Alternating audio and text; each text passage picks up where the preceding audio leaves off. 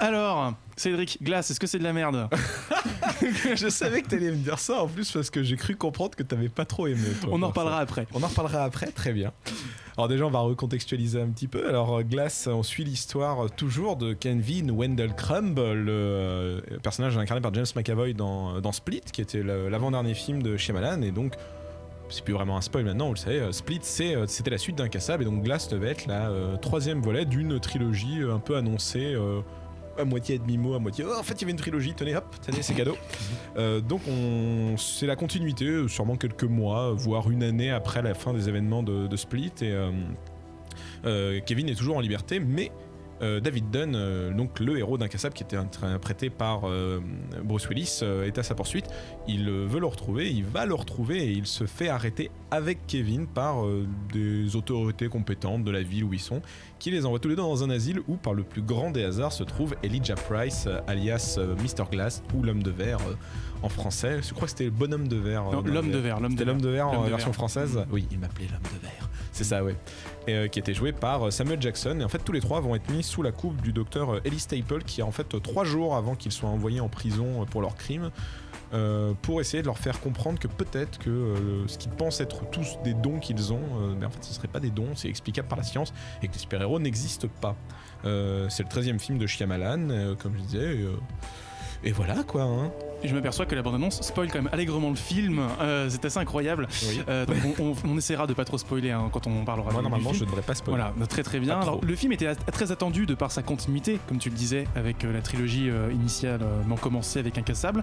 Mais est-ce qu'on sent cette continuité dans le récit? Alors oui, je trouve que oui, déjà il y a des arguments, il y a des points qui sont assez indéniables. Déjà il y a un truc assez intéressant, c'est qu'il y a le rythme d'Incassable, surtout la première partie, la première heure, il y a vraiment un rythme, je trouve, comme dans le film original d'Incassable, mais il y a l'ambiance un peu thriller poisseuse de Split, ça se marie assez bien. En plus il y a la photo pour moi magnifique de, alors j'ai noté son nom pour pas l'écorcher, Mike Giulakis ou Giulakis, Giulakis, ouais. Ou Giulakis ou Giulakis, qui est qui a fait It Follows, qui a fait le magnifique et indispensable Under the Silver Lake. Si vous ne l'avez pas vu, il faut le voir, et qui a fait aussi la photo de Split. Donc on est sur une continuité de Split, mais je trouve qu'il a essayé de se rapprocher aussi un peu de la photo d'Incassable. Enfin, il y a un très beau mix des deux qui se marie assez bien. En plus, un truc que je ne savais pas du tout, qui n'est pas trop montré dans la bande-annonce, justement, il y a le retour de tous les acteurs importants, donc les 3 héros, mais les personnages secondaires. Et donc par exemple, là c'est pas un spoil parce qu'on le voit au bout de 5 minutes, mais le fils de David Dunn est toujours là, et il est joué par l'acteur qui jouait déjà son fils enfant, donc ils l'ont fait revenir, et c'est une des grosses surprises parce que je trouve qu'il joue assez bien, c'est assez convaincant ce qu'il donne. Il y a des défauts, mais c'est les défauts qui sont dans à peu près tous les Shyamalan, hein. Il y a beaucoup de dialogues, il y a une over-intellectualisation qui parfois dessert son récit et son propos. Mais après, si vous pouvez passer outre, c'est comme tous les Shyamalan, c'est vraiment des défauts qui sont propres à ça. Et il y a un truc assez étonnant pour moi, c'est que on nous a dit que c'est la dernière partie d'une trilogie qu'il a expliqué qu'il avait écrit il y a 18 ans. Mais pour moi, je suis pas complètement sûr de ça, parce que ce qu'il raconte pour moi est trop moderne. En fait, on sent qu'il y a le vécu de Shyamalan des différentes années, et donc il a écrit une histoire, il essaye par des pirouettes plus ou moins habiles de le relier à ce qui, je pense, était dans son scénario original. Donc Split Incassable, je pense, ça a été écrit dans un bloc il y a 18 ans. Tu sens que Glass, c'est un peu plus moderne, il y a un peu plus de vécu. Disons que l'écosystème a évolué entre temps, et donc ce que tu as à dire de cet écosystème a évolué aussi, quoi. Forcément. On en parlait avant de commencer la critique. Le film divise beaucoup, et beaucoup y voient un gadin de plus dans la carrière de Shyamalan. Est-ce que c'est aussi décevant que ça? Alors, là, je vais essayer de pas trop tarder, mais je pense que déjà, comme tu dis, ça va diviser. C'est-à-dire qu'il y a vraiment, ça va être 2 types de catégories de période du public. Moi, personnellement, j'ai beaucoup aimé, donc je vais essayer d'expliquer pourquoi. Donc, déjà, dans les points vraiment négatifs, il y a des personnages qui sont mis en retrait, dont Bruce Willis. Pour moi, il est présent, hein, il a des actions, mais on est plus centré sur McAvoy.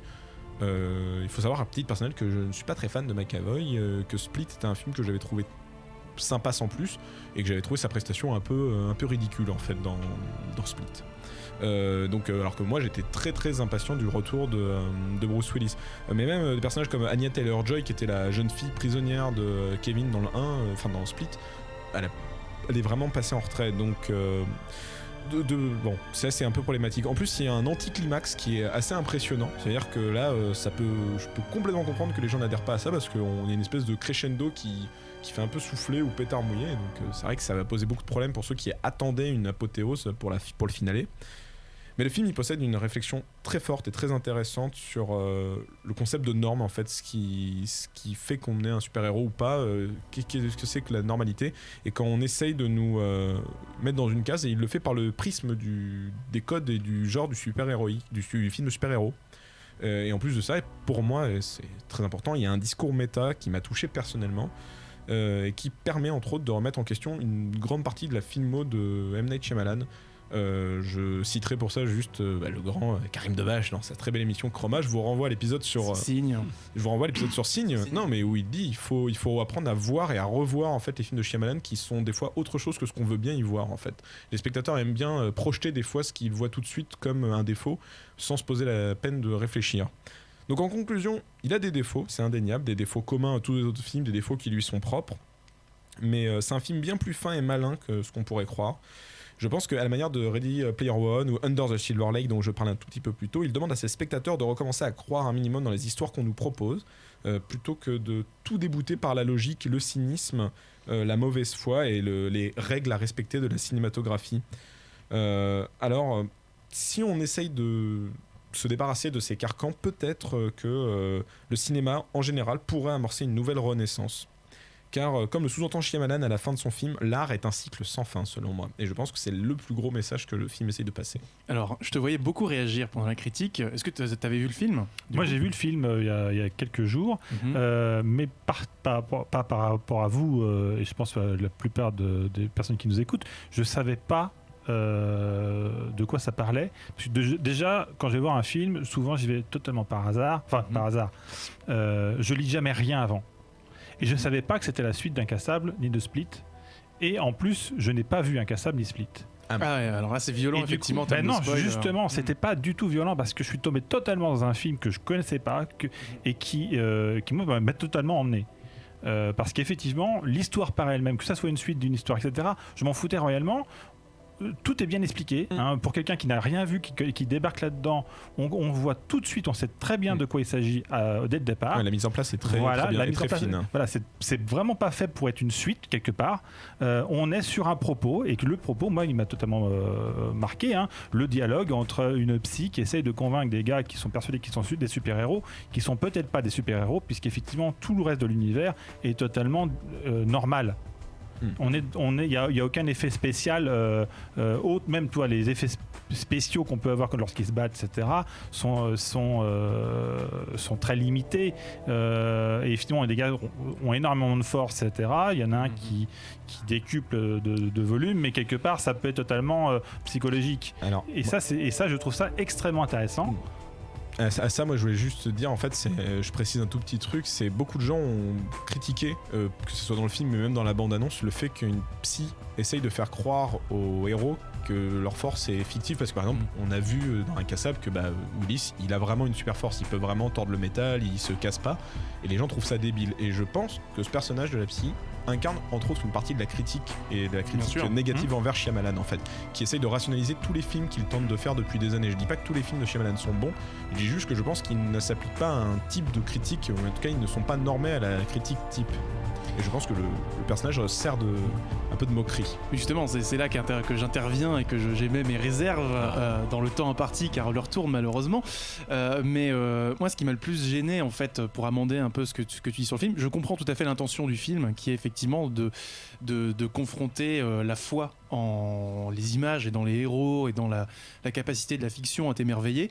Ce qui m'a un peu gêné, c'est que du coup, Incassable et Split sublimer ce que tu vois à l'image par la mise en scène, et en fait au final ce que tu vois il se passe plus de choses que ce que tu vois à l'image. En fait t'as une emphase qui se fait par la mise en scène, et qui du coup te donne à voir plus que ce qu'il n'y a réellement physiquement, en fait, notamment par Incassable. Ça, c'est ce qui fait que ce sont des films fantastiques qui confrontent la réalité, qui créent une étrangeté par dessus, et c'est de cette étrangeté là que va surgir l'héroïsme et le merveilleux, en fait, et la foi dans l'image qui t'est présentée, tu vois. Et t'as pas ça dans Glass, je trouve, précisément parce que le propos du film, c'est de prendre le parti inverse, qui est de te de rationaliser ça. Mais du coup, la mise en scène n'applique pas cette emphase-là, et à la fin, on te demande quand même de croire à ça, alors que rien dans le film ne t'y aura invité, en fait. À part, justement, les dialogues, et du coup, c'est du tell, don't show, tu vois. Ça passe par le discours et pas par l'image. J'ai dit, il y a des défauts qui sont propres à Shyamalan, l'ultra discours, enfin le fait que ces films soient over speakés, c'est pas nouveau quoi, il l'a tout le temps fait malheureusement. Ben ouais, mais du coup, c'est le problème, c'est que si le message du film passe par les dialogues et pas par la mise en scène. Pas que, mais à la base, là c'est compliqué parce qu'on rentre dans la zone spoil en fait, donc on peut pas en parler. Disons que moi, je comprends l'idée, si tu veux, de faire des personnages trop grands pour le cadre qui les enferme. C'est-à-dire que tu vois jamais les personnages en pied, ou en tout cas très rarement, sauf à la fin du film, justement, pour toutes les raisons possibles justifiées par le scénario. Mais t'as pas voilà, dans Incassable, t'as le plan séquence dans la baraque, il est fou. Et pourtant, il n'y a rien d'extraordinaire dans la mise en scène, il est juste bien foutu. Mais tu peux pas comparer ces films-là parce qu'ils te disent pas la même chose en fait. Ouais. Le truc c'est ça en fait, c'est que ces films ne te disent pas la même chose. C'est-à-dire que les deux premiers films te vendent quelque chose que le troisième te détruit, mais à raison en fait.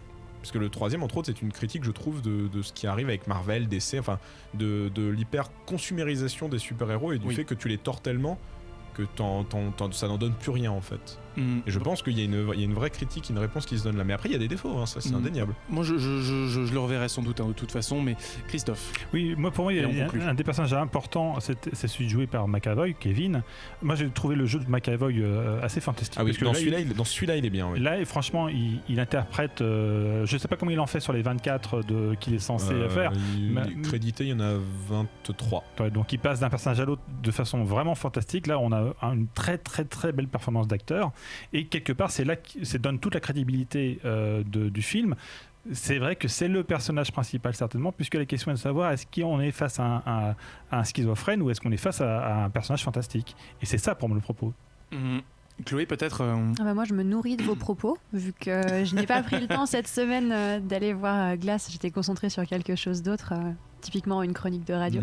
Non, Et on va y venir d'ailleurs, on va y venir. Non, mais j'ai vu Split il y a quelques temps à sa sortie. J'avais pas vu le précédent, donc je pense qu'il faudra quand même que je le regarde, certes pour une question de continuité. Je vois Cédric que tu approuves violemment. C'est un de mes films préférés, hein, personnellement. D'accord. Ils ont remis dans Glass la scène qui me faisait pleurer gamin, donc bon, voilà. Donc voilà, donc faut que je m'informe un peu plus à ce sujet. Jeux vidéo, BD, manga, séries et cinéma de genre. L'actu Pop & Geek, c'est dans Hyperlink, votre cocktail de bulles et de pixels, avec Karel et son équipe, tous les dimanches à 16h, en direct sur VL.